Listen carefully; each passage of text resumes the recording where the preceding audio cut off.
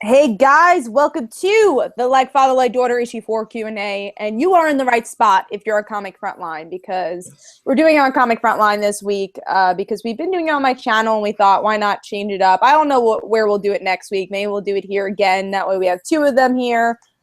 We will see, but this is the Q&A. So we do have a contest going on if you're at this Q&A. Even if you're after the Q&A, I'll say, oh, wow, Jay's video just went all messy for some reason on my side. It's been on for like 10 minutes now. Okay. No. It went like all pixelated. Okay. Oh, yeah. right. Yeah, it was like weird. But yeah, so we also have a contest, and I'm gonna say if you come here later too, and say that you watched the Q&A and you know something about the Q&A, you could be entered in the contest too, just in case you couldn't be here live. So Jay, what's this contest all about? If you want to say it, or else I could say it. All right. Yeah, it's going to be, they're giving away a bunch of stuff. You can go over to comicfrontline.com and you can see what the prizes are. There are a bunch of them. I mean, great prizes too. Like, this is like top tier stuff that you can get. And it's essentially for free. There is a little thing because you do have to pledge to the Kickstarter for $10. So, but I mean, you can get a lot of stuff. If you're already a part of the Kickstarter, you're okay. You don't have to pledge again. You're already on the Kickstarter. You don't have to do it again. It's basically ask a couple questions or ask a question, either tonight or through social media. We have two more of these left. There's going to be the announcements are going to be when announced after the winners are going to be announced after the second live Q&A.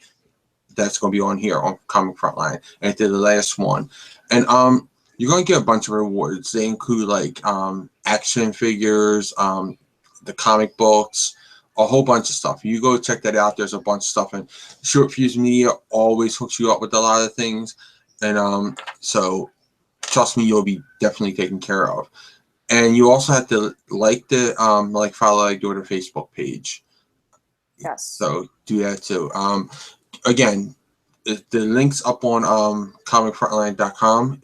There's a whole article on it. Let me see if I can grab it and put it in the chat. Yeah, it explains what to do, how to do it, and what you get. So it's a really cool prize. That it's a really cool incentive to back the Kickstarter, because you can get, say if you donate $10, you can get stuff that are on the higher tier marks for the $10. So that's a pretty cool thing just by participating in this Q&A. So let's get started with the Q&A.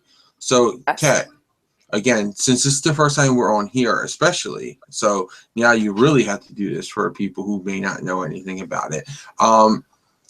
Give us the elevator pitch for Like Father Like Daughter. Elevator pitch, and as always, I'll say, I've said this many times because it's something you always have to do, especially at Comic-Cons. But what is this series about? It's about a girl named Casey Ryder. Her father left her to become a full-time superhero. So when she was young, this happened. And now everyone loves him because he's the only superhero in the world, but Casey knows his true colors. In the first issue of the comic, we get to see she inherits her father's abilities. So gotta see what happens next. What does she do with the very powers that made her father leave her family? So that's the big story here. And also, I'm going to screen share. Wayne is drawing, and he colored a bit of what we've seen. All right, and Isaac. There you go. Hi. And there's Wayne. And there's Wayne. And there's Wayne. Just doing some coloring here on this poster. That's like a sound of that's like the title of an old 70s, 80s comedy sitcom. There's Wayne. There's Wayne. And I guess you just color throughout the whole entire TV show, but I feel like I need like a synthesized like theme song for a show like that, right? Yeah, you know? I think so. I mean, you have to. I think TV shows should have theme songs again, but that's going on another subject. Going back to Like Father Like Daughter. Kat, you're a reviewer, and part of reviewing is summarizing very shortly what the book is about and not giving away too much of it. So give us a summation of issues number 1 through 3 for people who are just coming on to issue number 4. So issue 1 is what I stated before. It's setting up the story of who Invulnerable is, who Casey is especially, and her getting these abilities and not really knowing what to do with them. So she tells her best friend, Stephanie, of course, because she just doesn't care about telling people about her abilities because she doesn't know the rules of being related to a superhero or having superpowers. So she tells Stephanie, but Stephanie's a good friend and is trying to help Casey with these abilities, at least trying to control them because she has super strength, super speed. So those could definitely be powers that go out of control very quickly. So issue 2 then is probably our lightest lightest issue of the series, where we get to see Wes. We get to meet Wes kind of officially. He was in issue 1. He has a little bit of some panel time there, but we really get to know his character in issue 2. And if you love comics, it kind of pokes fun at some tropes from comic books, and also bless you, Wayne. And we get to see that in another power that is comes up for Casey that maybe your dad doesn't have. And then issue 3 is a really emotional issue where we get to see the question of what a hero is. And also Invulnerable and Casey meet for the first time. Or the first time in a decade. They haven't seen each other. So where that conversation goes, you have to read issue 3. And I think that's all for that question, right? Or did I have to talk about issue 4? Okay. Yes. Now I want to ask you about issue 4. Give us the solicitation for issue 4. Like if we went on the website and we saw a little solicitation blurb, what would it be? So issue 4 definitely goes more into Jim and Casey's relationship, so Invulnerable and Casey's relationship. So we're going to see a lot more from them. And, these first 3 issues have focused a lot on Casey, and it's been Invulnerable in the background, but this is learning more about Jim's past and learning more about him as a character. So if you've missed that, this is really... We learn a big thing about him in this issue. So, and there's a couple of twists and turns in this. So this is like our first, I wouldn't say our first twist, because I would say the first twist is that Casey gets her father's abilities, because I kept that a secret. But I think that was a little bit more of an obvious one. But this is the second, I think, big twist. And then we have 2 major ones coming up. So. All right. So now I want to give a little bit of what you're going to get if you back this. And again, the Kickstarter link is in there. Now I'm not going to do everything because we're having a shorter show tonight. We're only going to be about 30 minutes. So I'm just going to run down some of the things you can get. You can get everything from previous issues to some pinups, some nice pinups, some advice pinups, some exclusive covers, which are let's see, I know there's the Make 100 cover, there's the there's the real life cover, right, Kat? Yeah. Yeah, Real Hero cover, I'm sorry. And there's the Make 100 cover, okay. And you're going to get some pinups like Indie Heroines Matter. You're going to get the backup comic books, which is they're shorter comic books, and one's called Off Day, which also features Agent Solo and Night Wasp. I did not write that one though, so I think Rashawn wrote that actually. Yes, Rashawn wrote this one. So this says Invulnerable, Nightwatch, and Agent Solo and your little adventures. You also have the Like Father, Like Daughter at 3.5. Now, both of these issues, these mini comics, will lead into issue number 4. So they both take place between issue 3 and 4. And of course, there's the bigger things, like if you donate at the 45 tier mark. Now, this one I am going to read because this one's the big daddy of them all. So even though there are ones that you can get even more stuff with, this is like the you must be insane for giving away this much stuff for this amount. So for this one, you're going to get upgrade to the printed variant of Make 100 cover version of issue number 4, signed by the author, Kat, Comic Uno. You're going to get a second additional mini companion called Off Day. So you're going to get both of those companions at this level. that also leads right into this issue with additional story plus the exclusive Indie Heroines Matter pinup, a special advice pinup, a copy of issue number 1 of an all-new title from the Comic Unoverse that has not been released to the public yet, called They Call Her the Dancer, plus an invite to an exclusive online live chat, just like one of these, with Comic Uno to talk about the comics that And you get she's free creating. swag too there, so Yeah. you get free stuff. Oh yeah, there's a bunch of additional swag. Plus, not to mention the 20 free, randomly selected comic books from Comic City, which is huge. That's Mhm. again, 20 books at $3 a pop. That's already over what you're spending. Okay, so you're already over it. Just saying that.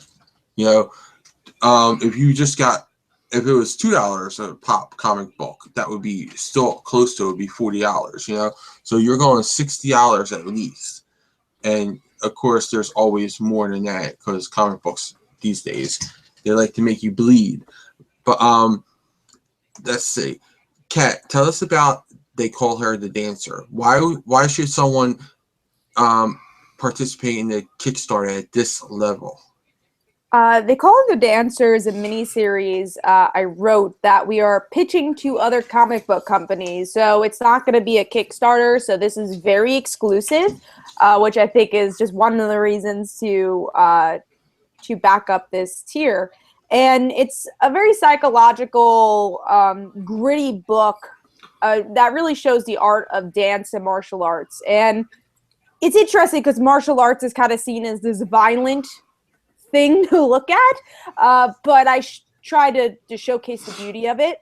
And then with dancing, it's always shown as this beautiful thing, and I kind of show the bloodier side of dancing, or maybe not bloodier, but more gruesome side of dance, because you know, you do get a lot as a dancer. You get a lot of pain, you get arthritis, you get all these things. So you know, I try to show how they're different but very similar, and I think that goes into choreography. They both could be choreographed, so it's very much, I think, about passion, emotions, but through movement. So it's something I've always thought about and I'm wanting to put into a story. And I love psychologically driven stories. I mean, you kind of see that with like Father Like Daughter, but you really see that with this. If you are looking for kind of a psychological, I wouldn't call it a thriller, but psychological drama, that's kind of what this is. Definitely. I would say everybody think of for the type of story it would be very much like for people who have watched it early episodes, because when it was good, Revenge, something like that. Yeah. It's very psychological, deep into the main character. A bit poetic, I think. Yeah. A bit poetic. Yes. It's a different. It's interesting because it's kind of a different style. Because with like Father Like Daughter, I was thinking about this the other day. It's very much about what the characters are saying to each other, and that's where you get their emotions. With the dancer, it's very much in our main character's head. Like it's all about her and what she's dealing with. So it's not a lot of conversations going on. So that's kind of a different narrative, and that's why I take more of a poetic stance with the dancer than I do with you know, like Father Like Daughter. But also they're different genres. So with like Father Like Daughter, obviously it's a superhero genre, which you could be poetic, but I think with the dancer it fit a bit more.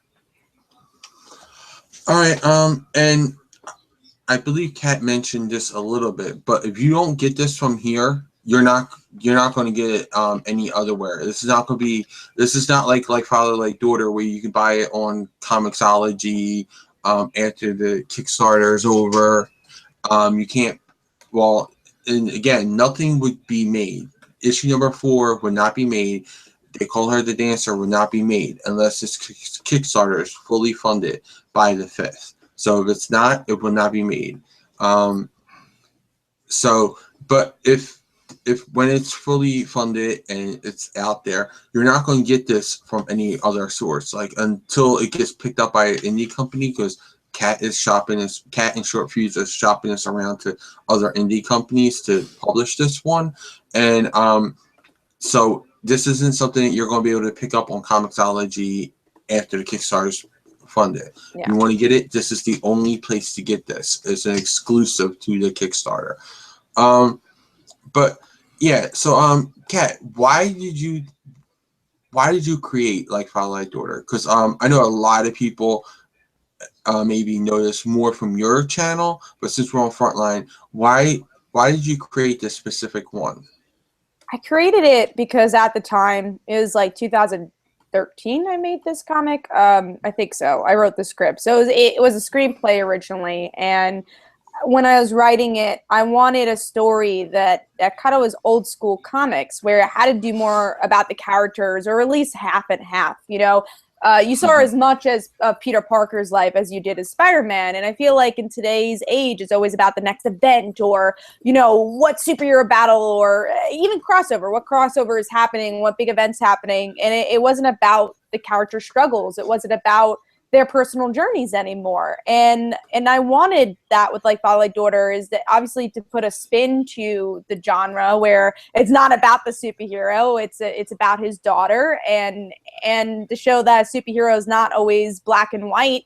They're kind of morally gray in some ways. You can't always be the Boy Scout, even if you're trying to be the Boy Scout. It's impossible to be perfect, and Invulnerable kind of strives to be perfect, but he's not, as you see in because he left his family, that kind of makes him a bad person. But he's also doing all these heroic acts that are unselfish. So he's selfish and unselfish all at the same time. So I try to bring this interesting dynamic there.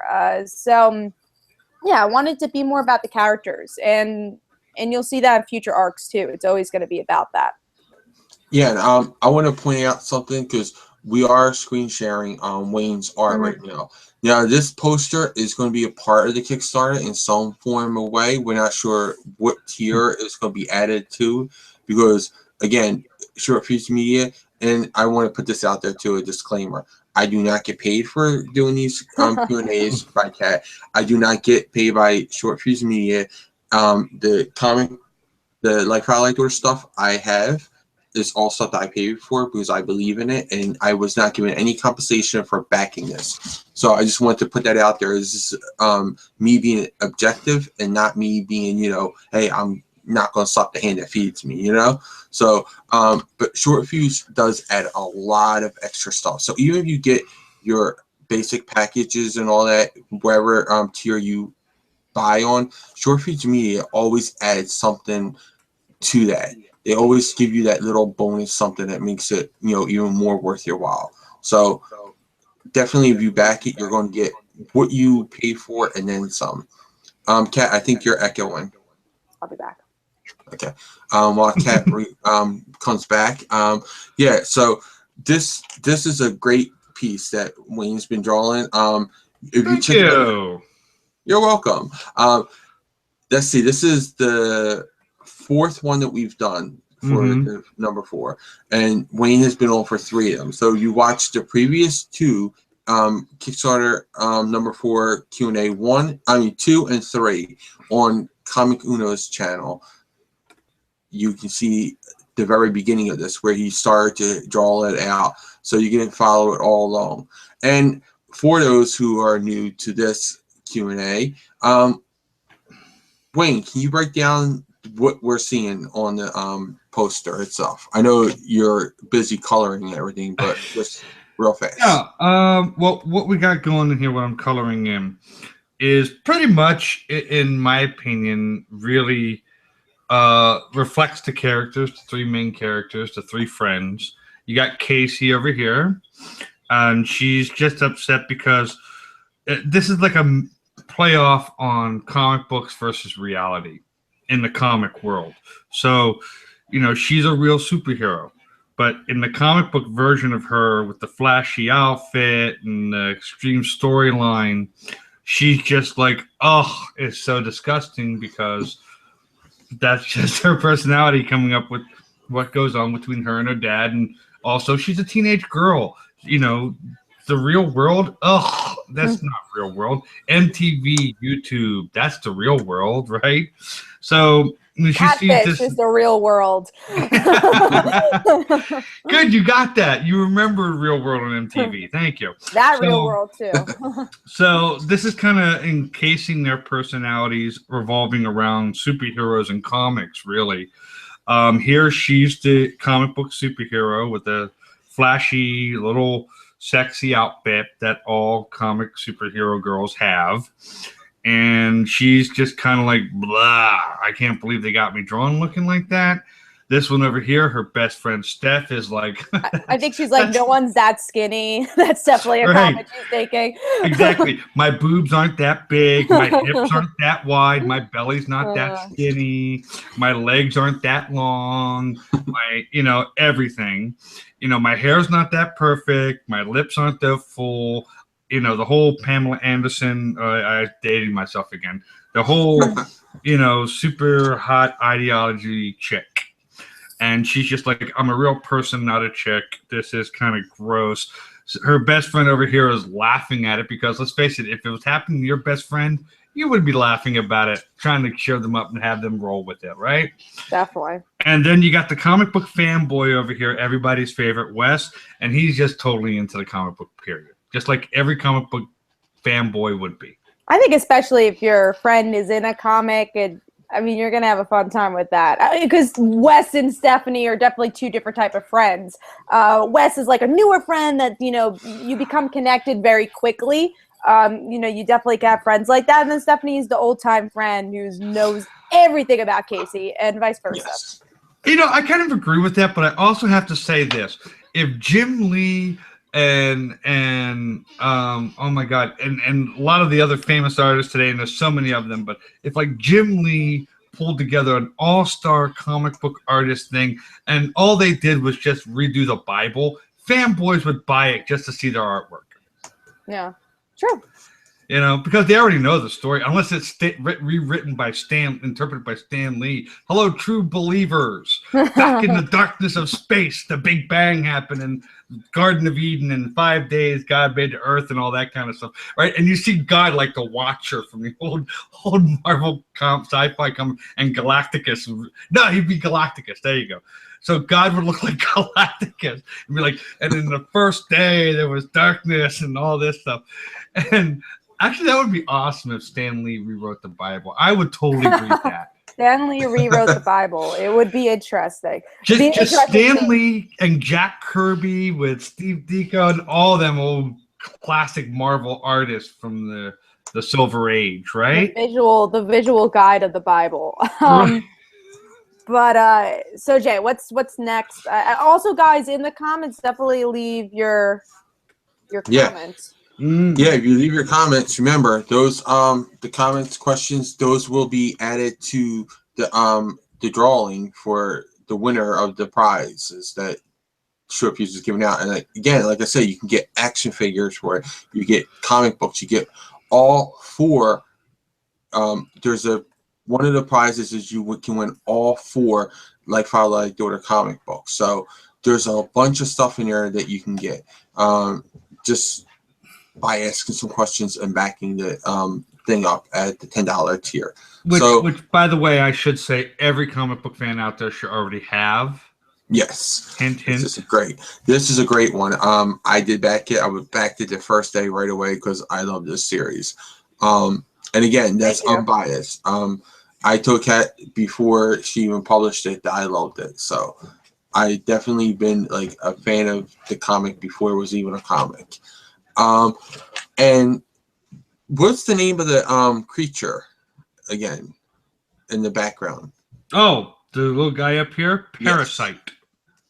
Yes. And Parasite is the villain of Miss Invulnerable, because in comic books you can't just be a woman with your own name. You had to have the name of the man that inspired you. Well, in the old days, anyway. I came up with Miss Invulnerable. It would have been funnier if it was Miss like is always referred to young women. Wouldn't it be funny though if people thought she was like older and they're like, "Oh, you're married, Mrs. Invulnerable"? That would be messed up. That'd be funny. Miss MS. It would be hilarious. Right, but I didn't want to go with that because that can also apply to someone who's married. If you remember your old grammar from high, I remember it from high school. MISS because I had an English teacher who yelled at me for getting it wrong. Yeah, MS could be anything. It's MS is a mystery. Yeah, it's Right, like it could be it's not, I'm it not. could be both. But if it's a young teenage girl, it doesn't really apply because not Exactly. many are in that age Yes. bracket there, and so that's when I got yelled at. That's Miss Invulnerable. So yeah, it's just a cool play. But yeah, Jay, any other questions? Let me see. Let's check the chat. See if there's anything. Okay. All right. So let's see. We covered issues number 1 through 4. Why should someone actually back number 4, Kat? If let's say I'm new and I want to get into this. Is it okay for me to back number 4?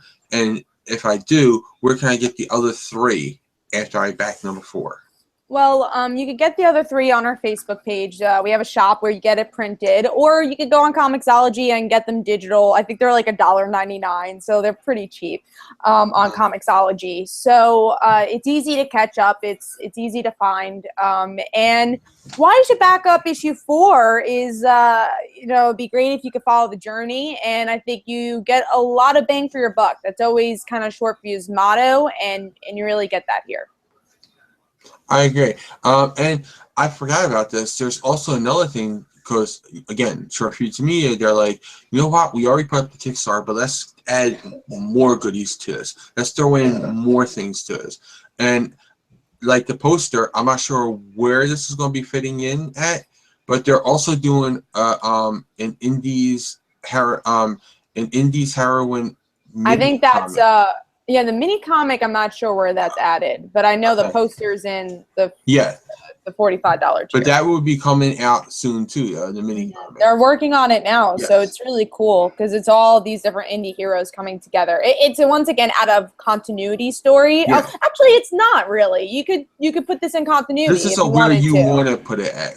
Yeah, because in the end, it ties up to if you want it in the story. So you could say it is in continuity, actually. Yeah, so it's like if you want to say it, you can. If you want it to be on by itself, it can.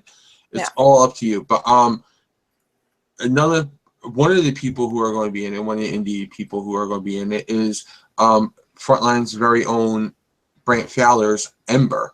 So you're going to be supporting 2 frontliners with this if you support this, because to get this that 3.5, I'm not sure what the number is going to be for that or what the Not title sure either. It's going to be you want to get that mini comic, the best way to get that made is by backing up issue number 4 on Kickstarter. So again, you support 2 frontliners with that. So let's see. I love that this Carnage creature is green. It's like he's in a swamp, or not a swamp, a sewer, and he's green too. It makes it even more disgusting. What I like about it is that because Kat is a very big Spider-Man fan, so it's kind of like 3 different Spider-Man villains in one. You got the you got the Green Goblin, you got the Carnage, and you got Venom's tongue. All in one.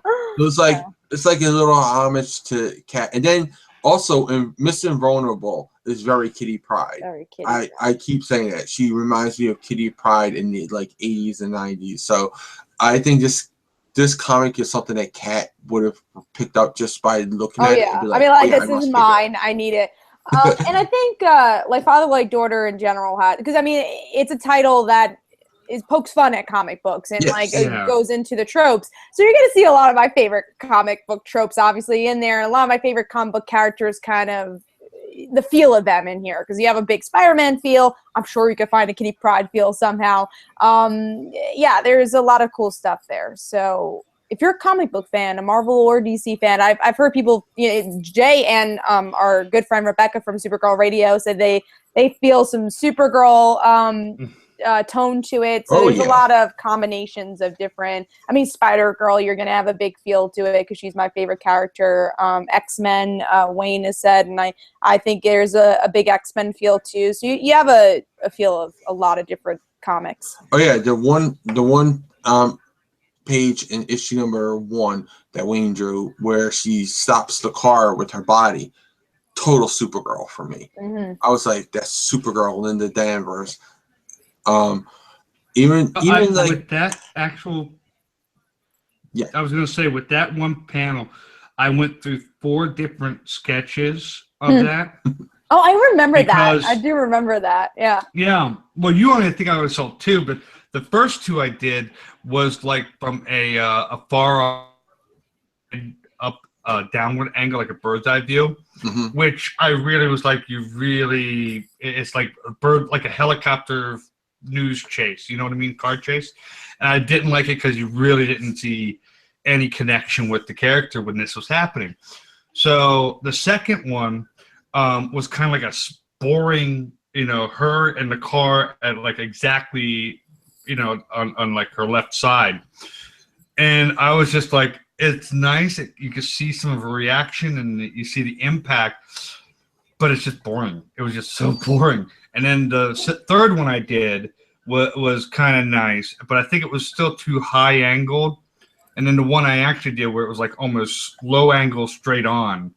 But I loved it because it just like, it was like for me when I drew it, sketched it, I was seeing it like the Matrix, where like it was like slow motion creeping and wrapping around her. When I was doing it, I was like, I love that. I'm keeping this one. I think this is the best one. Yeah, I remember lettering also. We had a couple of different things for the lettering. I remember the lettering at first was like across the car. I'm like, no, let's put it on top of it. We could see the scene a bit more. So I think that was like the most revisions we've ever done was for that one scene. Because it's an important scene, obviously. It's a very, very important scene. So I want to give about the 10-minute warning about now. So if anybody wants to ask a question in the comments, please ask a question about Like Father, Like Daughter, the comic book. That's what we're talking about. Ask in the comments right now. And remember, when you ask a question, it puts you into the chance to win.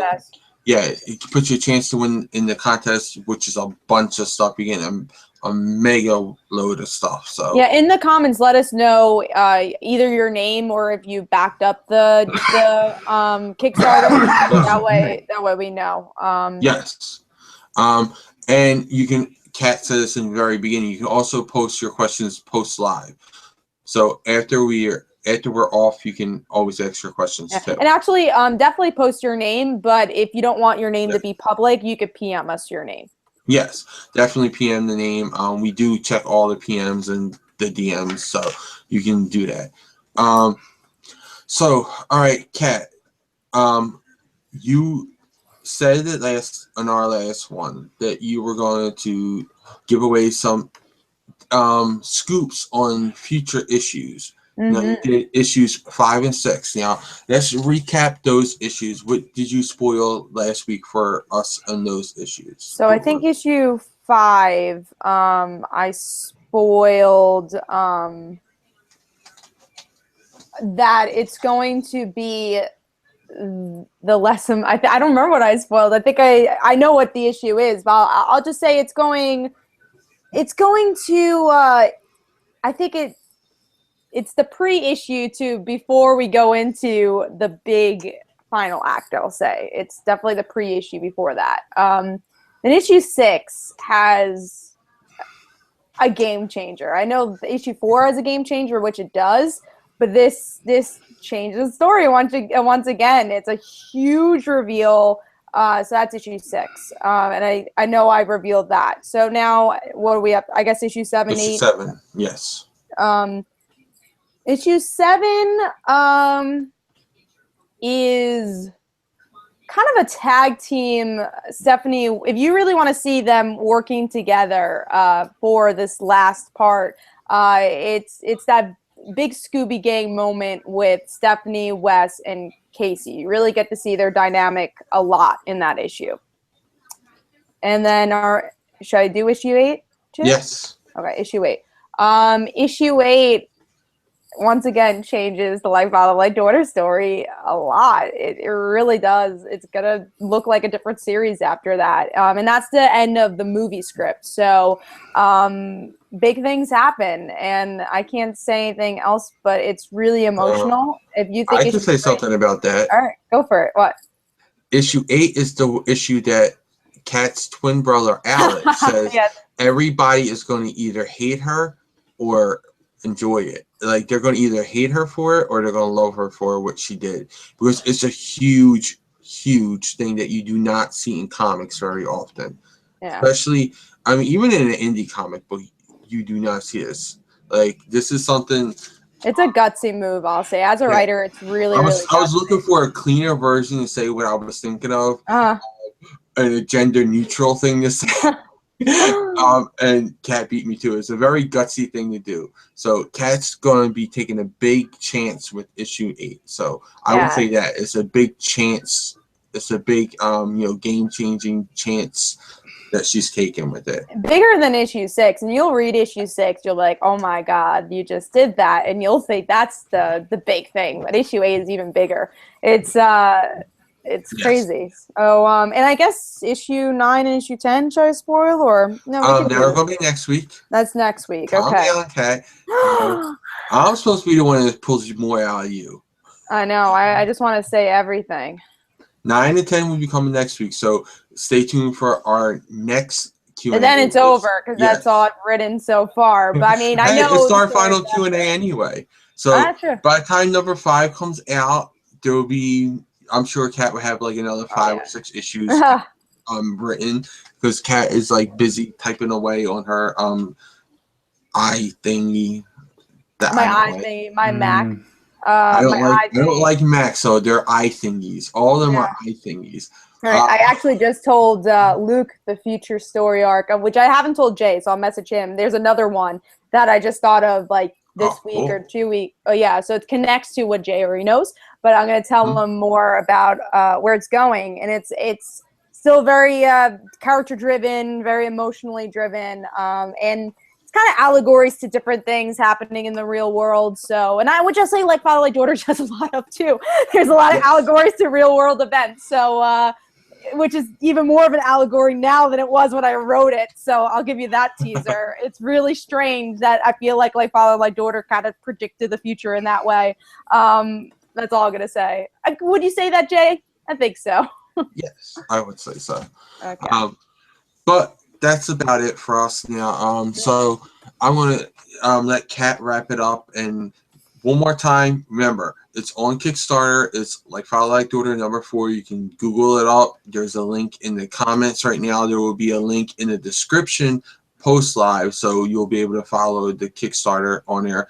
There's about 1,500 left of the goal. And remember, each and every penny of this money goes to fulfilling not just the comic book order, but also all those rewards are given out. And there are some amazing rewards. Like you can get an action figure reward, like made of you. Like you can get yourself made as an action figure. That is cool.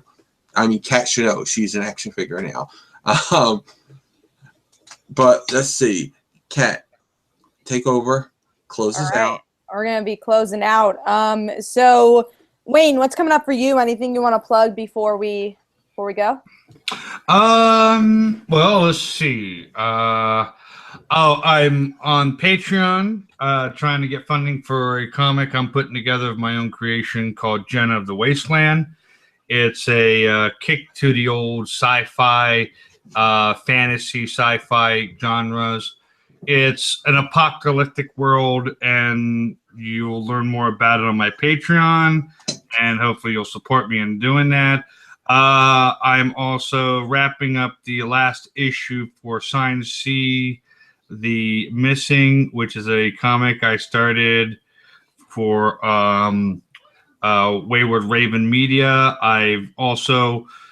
There's a graphic novel version of Lesbian Zombies from Outer Space, which I was the artist on, and I believe it's available on Amazon as well as Comixology. So that's pretty much what I got going on right here, right now. Very cool. And also I want to state that during this Kickstarter, we actually got to 90 backers, and we got an extra backer who did the $45 tier. So thank you. I think I give a shout out, Michelle Marsh. Thank you very much for that. Hey. So I don't know if it was for a Q&A, but if you're still here, let us know if you were here, or it was just a coincidence. But thank you guys for that. So Jay, anything you want to plug before we go? I will have a review up for the Marvel Report tomorrow. I'm going to get the review up for Super Sons tomorrow too. It was supposed to be today, but today was a hell of a day. Tomorrow is also on Comic Frontline. You'll find on Frontline solicitations, as to say, is on Comic Frontline. You can go there. There's a solicitations marker. Go there. You will be able to find the May 2017 solicitations for Marvel. No DC yet. They haven't come out yet. So, and let's see.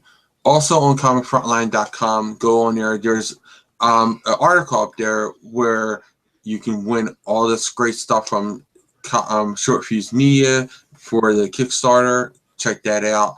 And there's also an article introducing the newest member of the comicfrontline.com team.